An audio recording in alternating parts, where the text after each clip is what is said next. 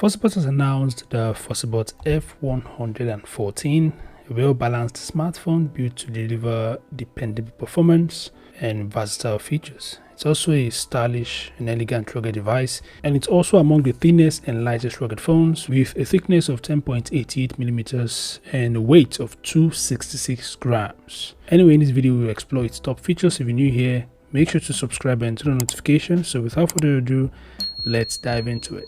So under the hood, the Fossibot F114 runs on a UNISOC Tiger T615 octa-core processor, clocked at 1.6 GHz. The device utilizes 4GB RAM and it has 128GB of storage, expandable up to a massive 1TB. Now for photography, the F114 is equipped with a dual rear camera setup consisting of a 50MP main sensor and a 2MP macro lens. Its front-facing camera is 8MP, which is okay for selfies and video calls. The phone features a 6.67-inch HD+ IPS display with a 720 by 1600 pixel resolution. Now, connectivity and navigation are solid, featuring GPS and other essential navigation systems, along with dual-band Wi-Fi, Bluetooth 5.0, NFC, FM radio, and OTG support. You also find a comprehensive sensor suite, including a Hall sensor, infrared remote control, G sensor, and so on. Security is handled with both fingerprint ID and face unlock,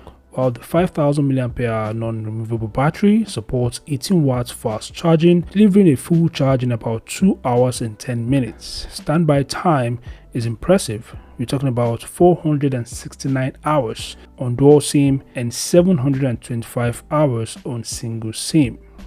So these are the top features of the Fossibot F114. As you can see, it packs reliable processing power, decent cameras, versatile connectivity, and long-lasting battery life into a practical and feature-rich package, ready to keep up with your daily needs. Now, with all the specs, the device is sold for just $138 on AliExpress. I'll probably put a link in the video description if you're interested. But it's a limited offer, okay? Anyway, what do you think about the Fossibot F114? Feel free to share your thoughts in the comment section below, and I'll see you guys in the next update. Peace out.